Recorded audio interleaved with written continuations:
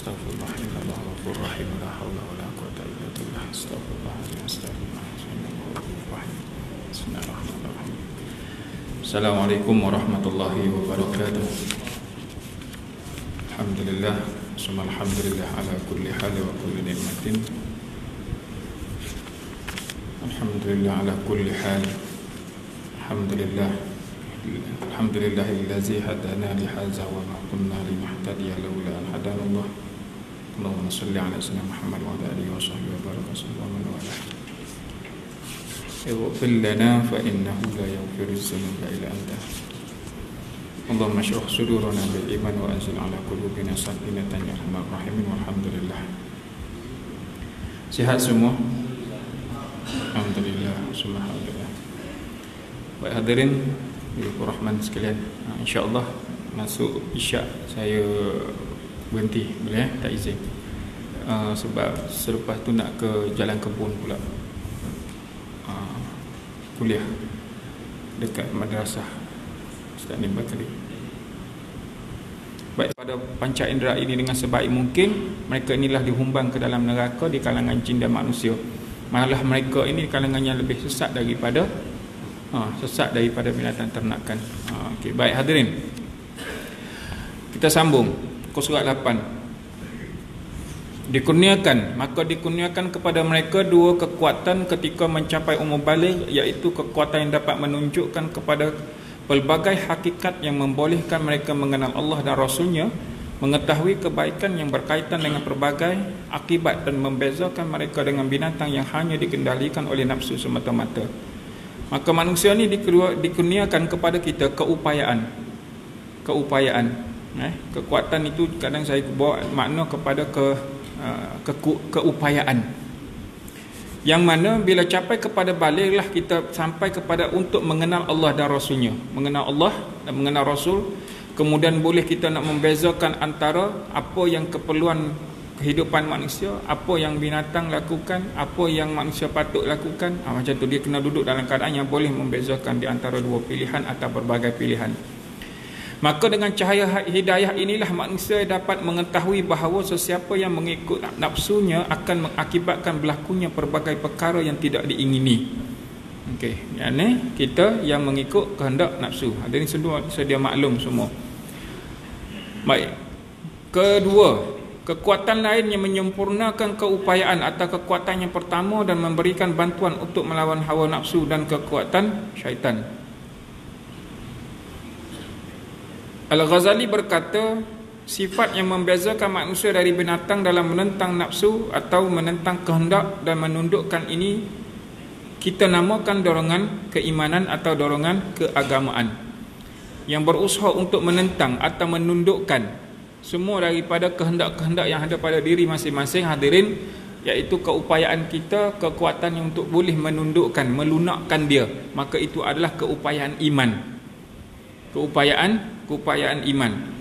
Sebaliknya, tuntutan kehendak atau nafsu yang ada kita sebut dengan dorongan nafsu. Tuntutan kehendak. Kalau situ dia tulis tuntutan nafsu, tuntutan kehendak. Tuntutan kehendak yang ada kita sebut dengan dorongan nafsu. Okey.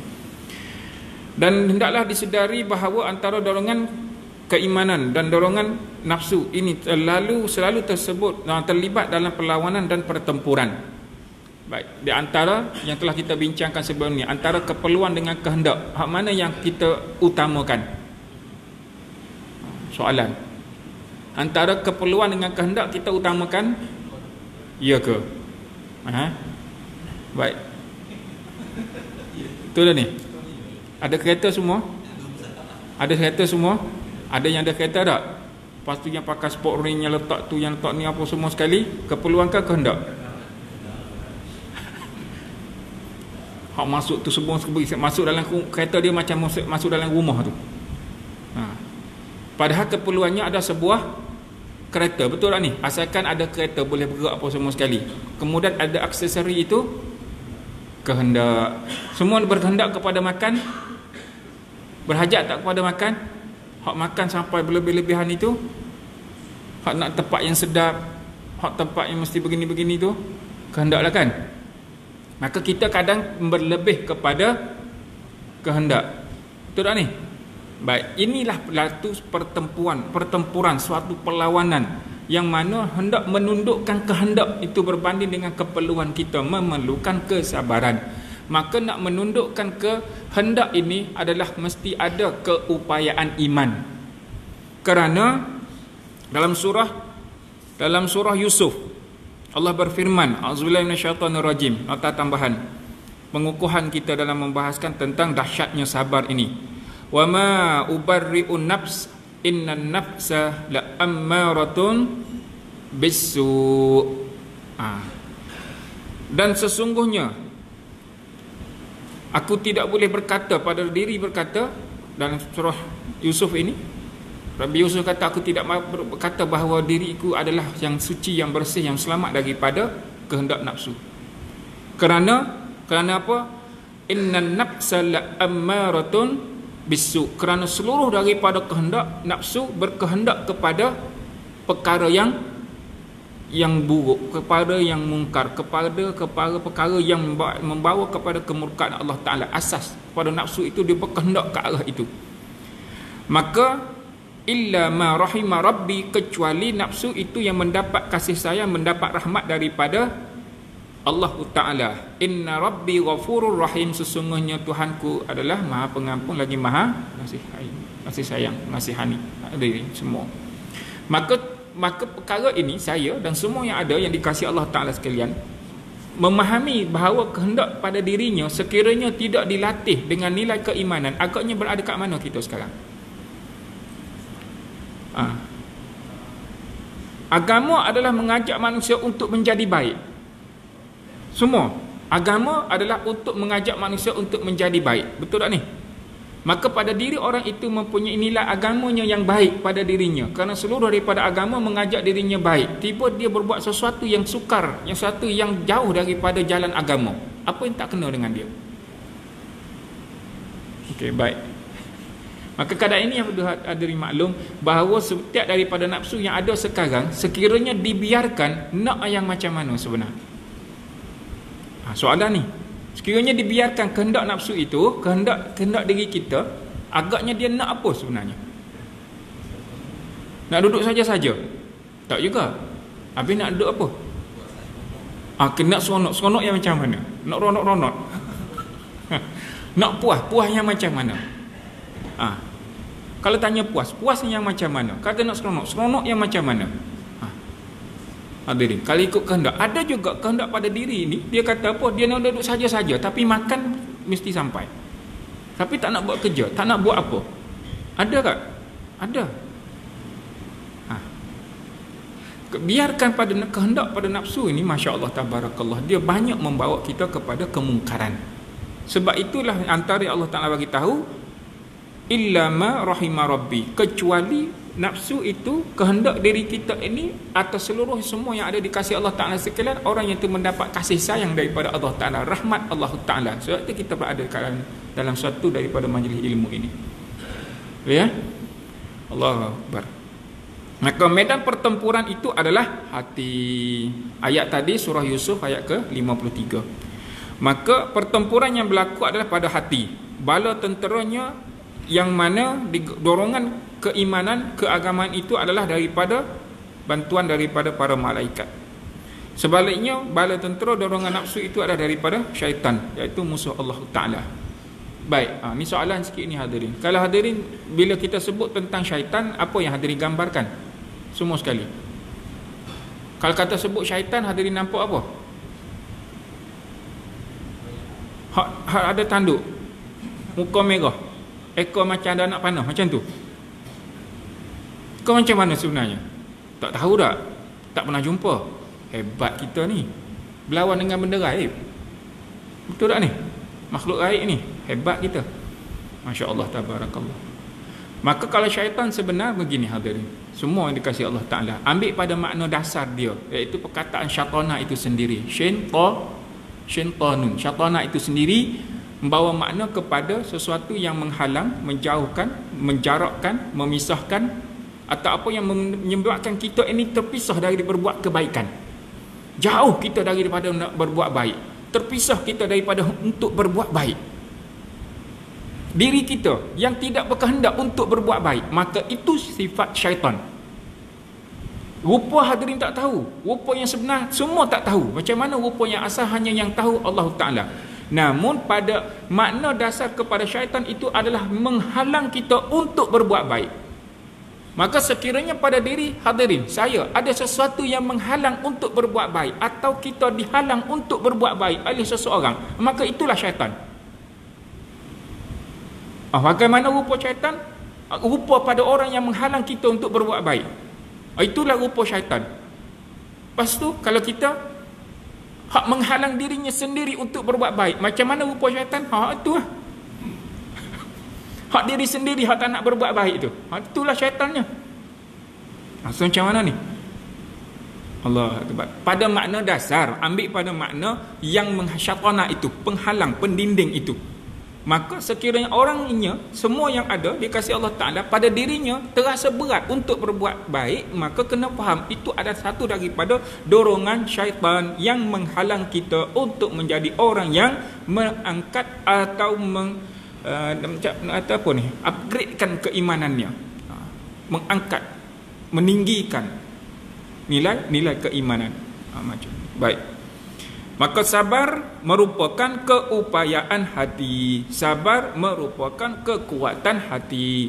Hati yang mana? Hati nurani yang ada dalam diri kita ini, yang memahami tentang apa sahaja daripada firman Allah Ta'ala, yang beroleh hidayah daripada Allah Ta'ala, petunjuk daripada Allah Ta'ala, iaitu hati itu, yang mana dorongan keimanan dan keagamaan dengan melawan kehendak atau dorongan nafsu. Jika diri sentiasa kuat ataupun berupaya sehingga mampu mengalahkannya dan terus menerus berlawan dengan nafsu, maka dia telah menyokong parti Allah dan mencapai tingkat orang yang sabar, yakni agama Allah. Namun sebaliknya, jika kalah dan lemah sehingga dapat ditakluki oleh nafsu dan tidak bersabar dalam melawannya, maka dia tercatik dalam pengikut syaitan, iaitu orang yang berpengaruh dengan perkara mazmumah atau perkara-perkara negatif. Okey, perkara-perkara mazmumah yang buruk, sikap dan sifat atau tabiat atau karakter atau tingkah laku yang menunjukkan buruk itu, maka dia adalah orang yang telah pun terpengaruh. Boleh ya? Orang yang telah terpengaruh. Baik, semua yang kasih Allah Ta'ala sekalian, pada diri sekalian, pada awal pertemuan kita membincangkan tentang tabiat, tentang karakter, tentang sifat dan sikap yang ada pada diri kita yang kita bangunkan selama ini. Sifat yang bagaimana, sikap yang bagaimana, perangainya macam mana, yang ada pada diri saya dan semua yang dikasihi Allah Ta'ala sekalian. Apa dia? Maka sekiranya ada sesuatu sifat dan sikap itu yang membuatkan kita ini dalam sudut pandang orang tak berapa kemah, tak berapa cantik, tak berapa elok, tang mana? Yang itu perlu diperbaiki, diusahakan. Maka bila nak berbuat baik ini perlukan keupayaan. Ada beza tak kuat dengan upaya? Keupayaan dengan kekuatan, ada beza tak? Kuat dia macam mana? Kuat ni dari sudut fizikal orang nampak macam kuat tak? Betul tak ni? Dari sudut fizikal orang nampak macam kuat, dengan badan betul-betul apa semua, nampak tough, power man, sadar apa semua tak? Adakah dia berupaya? Belum tentu dia berupaya, walaupun nampak macam kuat. Orang yang lain nampak biasa-biasa tu, nampak macam tak kuat, tapi dia berupaya. Lain tak? Kau sama ada ni? Lain hadirin, lain. Hadirin jangan anggap yang badan ketul-ketul besar apa semua itu berupaya untuk melawan seekor lipas. Nampak lipas terkejut dia. Walaupun badan berketul macam tu sekalipun, setengah daripada setengah lah. Yang live sekarang ni nampak kata apa cakap saya. Marah pula. Saya nak bagi tahu apa? Antara keupayaan dengan kekuatan itu suatu perkara yang berbeza. Boleh Allah Akbar. Baik. Maka pentingnya kesabaran, maka Al-Quran sangat menitik beratkan perkara kesabaran ini. Perbetulkan istilah itu sebab kadang-kadang dia terjemahkan, dia bukan masalah kesabaran. Sabar ini bukan suatu masalah. Sabar bukan suatu masalah. Al-Quran sangat menitik beratkan tentang kesabaran ini kerana ia memiliki nilai keimanan atau keagamaan dan akhlak yang sangat tinggi. Bermaksud orang yang sedang membangunkan sifat sabar dalam dirinya adalah orang yang sedang mengakhlakkan dirinya tahap mana? Tahap dewa. Gitu. Orang yang sedang mengakhlakkan dirinya pada level yang terbaik. Okey, baik. Sabar bukanlah perkara sampingan, sekunder atau pelengkap, tetapi ia merupakan perkara prima yang utama yang diperlukan oleh manusia untuk meningkatkan material dan moralnya demi mencapai kebahagiaan individu dan sosial. Baik. Maka kesabaran yang ada dalam diri semua yang ada sekarang adalah perkara utama. Sabar bukannya perkara sampingan, sabar adalah suatu sifat yang mesti ada dalam diri, perkara utama. Dia bukan perkara sampingan. Tak, dia mesti ada. Sebab bila orang itu berada dalam sifat sabar yang dibangunkan, dia akan capai kepada kesabaran. Dia menjadi kepada penyabar. Bila datang firman Allah Ta'ala, bersabarlah, suatu arahan supaya menguatkan kesabaran yang ada pada dirinya sekarang. Betul tak ni? Kalau saya kata, kalau tempat lain saya bawa tajuk sabar itu cinta. Cinta, bercinta, percintaan lain. Kau sama je. Kau tak ada pengalaman cinta. Cinta, bercinta, dicintai, tak, mencintai, kecintaan, semua itu membawa makna yang berbeza. Sabar, kesabaran, penyabar, sabarlah, semua itu membawa makna yang berbeza-beza. Baik, kerana itulah agama tidak akan tertegak dan dunia tidak akan bangkit kecuali dengan adanya sifat sabar itu sendiri. Adanya sifat sabar. Ia adalah keperluan dunia dan akhirat. Maka sabar adalah suatu keperluan dunia dan akhirat. Tidak akan tercapai kemenangan di dunia dan kebahagiaan di akhirat kecuali dengan sabar. Kepada semua sekali, maksud saya, maka hadirin, untuk perolehi sesuatu daripada nikmat dunia, perlu tak kesabaran? Perlu. Hadirin bekerja tak sekarang? Bekerja, hak pencen tu tak apalah, berehat. Berehat pun nak kena sabar juga tak? Sungguh. Kita pernah bekerja tak? Pernah tak bekerja sampai hampir 24 jam? Pernah juga kan? Maka semua telah melalui satu fasa kehidupan dunia ini sehingga kepada saat hari ini memerlukan kesabaran. Maka bila orang-orang yang tertentu berjaya dengan dunianya, berjaya dengan urusan dunianya, nilai sabar itu kadang tidak disebut. Tidak disebut. Akan disebut kerana usahanya yang kuat. Kan? Saya berada dalam level sekarang ni kerana saya seorang yang berusaha pada waktu itu, siang malam bekerja apa semua. Namun dalam situ ada tak kesabaran? Ada. Cuma tidak disebut secara langsung. Namun nak bagi tahu bahawa kejayaan dunia dan akhirat kita melainkan dengan adanya sifat sabar itu sendiri. Maka sesiapa yang sabar pasti akan memperolehi suatu hajat atau tujuan. Sebaliknya pula bagi orang yang tidak sabar, mereka tidak akan memperolehi apa-apa. Habis tak dapat apa-apa. Maka hadirin adalah orang yang berusaha untuk mencapai matlamat dan tujuan itu. Maka perlukan kesabaran, perlukan keimanan. Jika bukan kerana kesabaran para petani terhadap semaian benihnya, mustahil mereka akan dapat mengetam. Ini perkara tak? Orang tak sabar menunggu tuaian padinya, percaya dia tidak dapat dapat hasil padi itu. Maka kalau bab ini kan, kita bicara, ada tak nilai tawakal kat sini? Ada lah kan? Mesti ada lah. Bila dah tanam padi, dah naik menguning, siapa yang boleh halau semua daripada binatang atau burung-burung mengambil padinya itu? Melainkan dia adalah orang yang berserah diri kepada Allah Subhanahu Wa Taala. Jika bukan kerana kesabaran pelajar terhadap pelajarannya, mustahil dia akan menghabiskan pendidikannya.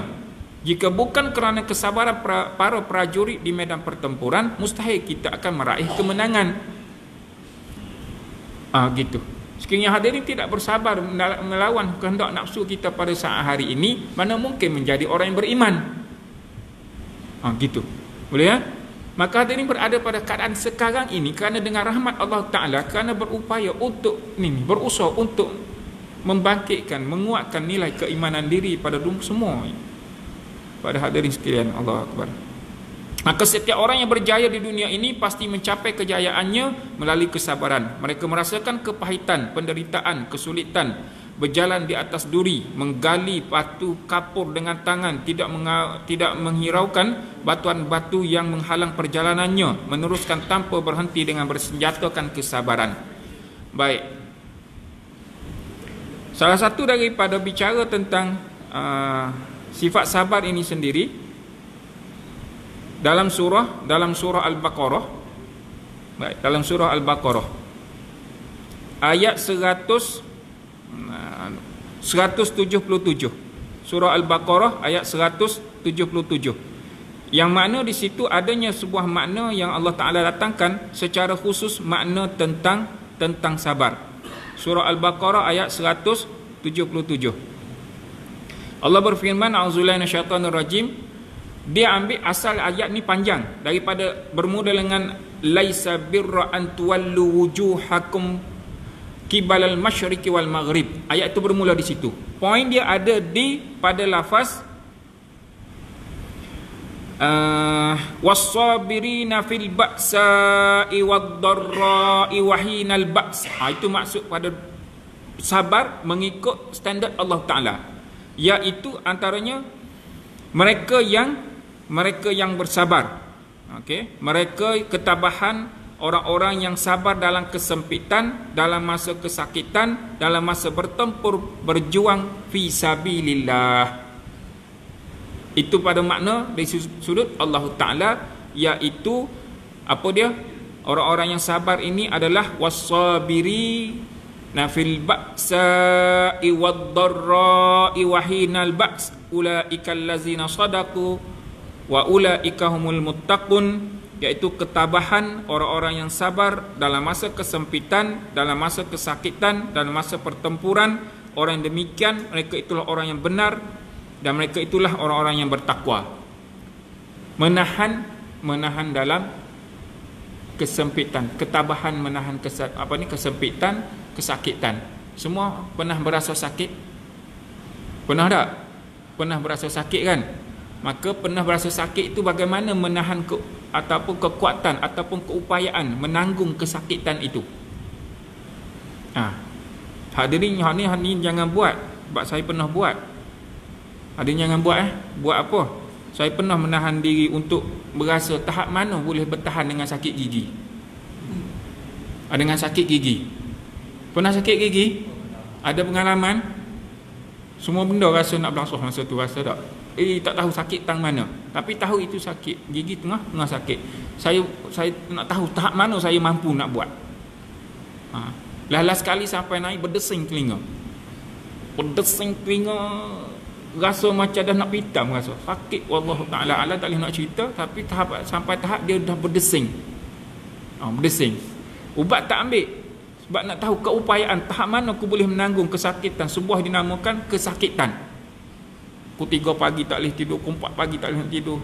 Air habis berapa liter dah, duduk kemam ni, duduk tahan ni. Kata nak tahu.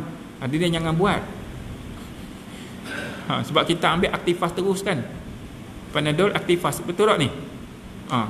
Kita ni kalau sakit, kalau boleh sakit sekarang, masa tu juga nak kena sembuh, betul tak? Kata Allah Ta'ala alam. Lepas tu tahan. Saya bertanya rumah, ada tak apa-apa yang boleh tahan rasa sakit? Dia kata ambil tu, ada satu perkara, apa benda tahu nama miracle, produk tu nama miracle, saya tak ingat. Ambil satu calik, kita perlu letak cak biiznillah, letak satu-satu, dengan berapa saat saja tu hilang kesakitan itu biiznillah. Syarat bukan kerana ubat tu. Wa idza maritu fahuwa yashfin, siapa-siapa yang sakit yang sembuhkan Allah. Sab letak, hilang kesakitan itu dengan izin Allah Ta'ala. Begitu, dapat tidur dengan rena. Tapi menahan sampai tahap berdesing telinga, berdesing dalam kepala. Macam ni rupanya sakit. Itulah hadirin, jangan buat jangan buat. Gitu. Baik, kalau rasa nak silakan. Baik. Mereka mungkin mengalami penurunan semangat dan berputus asa, tetapi mereka segera bangkit. Ini orang-orang yang sabar. Mereka juga mungkin melakukan kesalahan sehingga kadang-kadang melukai, tapi luka tersebut segera kering dan hilang. Sesekali mungkin akan mengalami kegagalan, tetapi mereka tidak pernah melepaskan senjata, tidak pernah menyerah dan kehilangan harapan. Ini semua untuk kejayaan di dunia, tapi bagaimana pula kaitan dengan kejayaan akhirat? Sesungguhnya kejayaan dan kebahagiaan di akhirat lebih besar dan lebih diperlukan. Ini menjelaskan tentang kesabaran. Abu Talib Al-Makki berkata dalam kitabnya Qut Al-Qulub, ketahuilah bahawa sabar itu adalah kunci untuk masuk syurga. Sabar itu adalah kunci untuk masuk syurga. Semua nak ke syurga? No. Dia kena sebut gini, ini adab guru. Dia kata bila dengar perkataan syurga, semua nak masuk syurga, kena sebut Allahumma rzuqni. Dah sebut dah sebelum ni, dah 8 kali dah ulang. Ingat bila dengar perkataan syurga, sebut dia Allahumma rzuqni, ya Allah rezekikan kepadaku. Bila kita kata nak ni hak kita, hak Allah. Kita yang takut berasa nak, Allah tak bagi, hak nak duduk mana kita? Maka bila dengar perkataan syurga, sebut Allahumma rzuqni, ya Allah rezekikan kepadaku. Sebab kita masuk syurga dengan rahmat kasih sayang Allah. Allah rezekikan kepada kita dapat masuk walaupun buat perkara rendah-rendah nilai yang baik. Tapi bila Allah rezekikan, Masya Allah, tabarakallah. Baik. Dan keselamatan dari neraka. Bila dengar neraka nak sebut apa? InsyaAllah. Ada kan? Na'udzubillah min zalik wa iyazubillah. Begitulah hadirin. Kita semua tak nak ke neraka, betul tak? Tak nak. Tapi bila tanya nak ke syurga, betul nak ke syurga, buat kerja jalan ke neraka. Nampak taat tapi mengundang neraka. Nampak rupa bentuk ibadah dan segalanya, nampak nak ke syurga, tapi jalan menuju ke neraka. Oh, dahsyat. Apa dia kata? Sebuah hadis daripada Anas bin Malik, khuffatil jannah bil maqarih wa khuffatin naru bisyahwati. Apa dia? Sesungguhnya syurga itu dikelilingi oleh perkara-perkara yang tidak disukai oleh hawa nafsu, dan neraka dikelilingi oleh perkara yang disukai oleh nafsu. Maka hadirin semua sekali, bila nafsu ini berkehendak, dia kuat. Satu, dia kecenderungan ke arah kemungkaran. Kena ingat, semua maklum perkara ini. Semua maklum. Cuma bagi satu peringatan bahawa kehendak nafsu, kecenderungan dia adalah kepada kemungkaran. Salah satu daripada sifat manusia yang cenderung kepada nafsu kerana ada sifat atau tabiat terburu-buru. Sifat terburu-buru, atas sifat terburu-burunya manusia ni. Baik, kat mana Allah Ta'ala bagi tahu manusia ni ada sifat terburu-buru? Dalam surah Al-Anbiya ayat 37. Yang ini Allah terang-terang bagi tahu, a'udzubillahi minasyaitonirrajim, khuliqal insanu min ajal.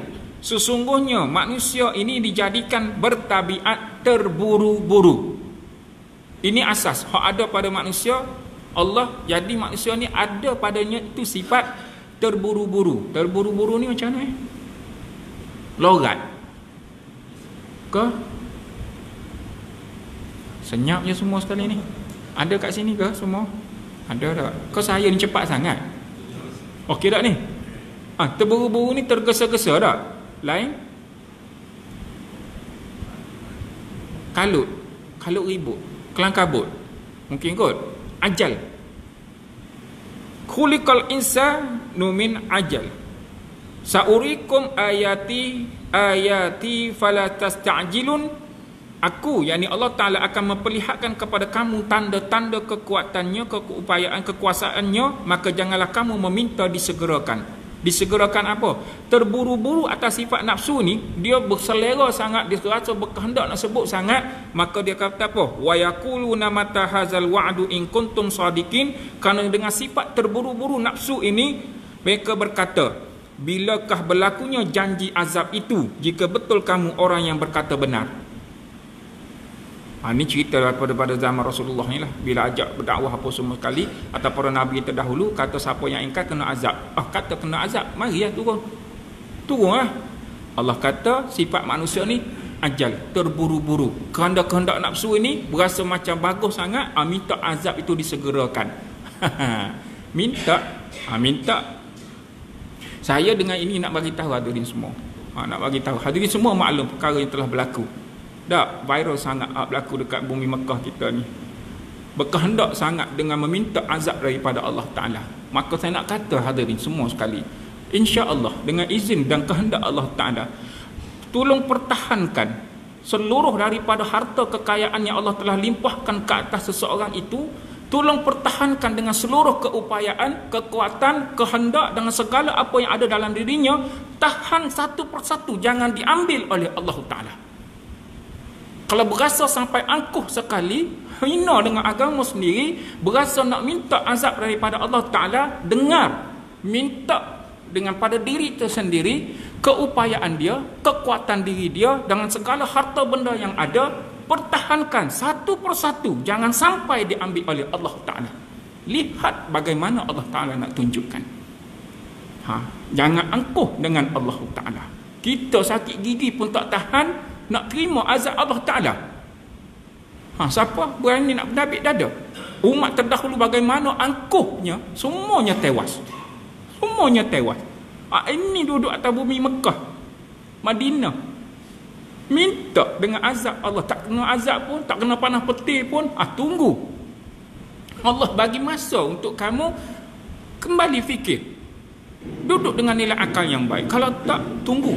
Allah tarik satu persatu yang kamu angkuh kerana berduit saat ini. Sila pertahankan satu persatu, jangan sampai diambil Allah Ta'ala. Semua sekali kamu tersungkur. Maka tolong sekali hadirin, jangan jadi manusia yang angkuh dengan Allah Ta'ala.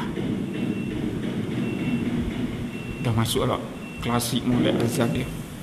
Maka hadirin tu faham, kadar itu pertemuan kita pada malam ini, insya-Allah kita akan bincang tentang kepentingnya kesabaran untuk masa akan datang.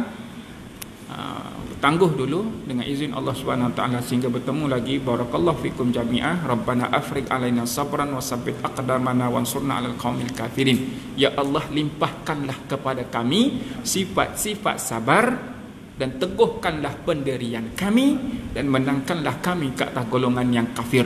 Rabbana afriq alaina sabran, ya Allah limpahkanlah kepada kami sifat-sifat sabar, wa tawaffana muslimin, dan menangkanlah kami ke atas golongan matilah kami sebagai orang Islam atau yang berserah diri kepadamu ya arhamar rahimin. Wa sallallahu ala sayyidina Muhammad. Alhamdulillah. Assalamualaikum warahmatullahi wabarakatuh.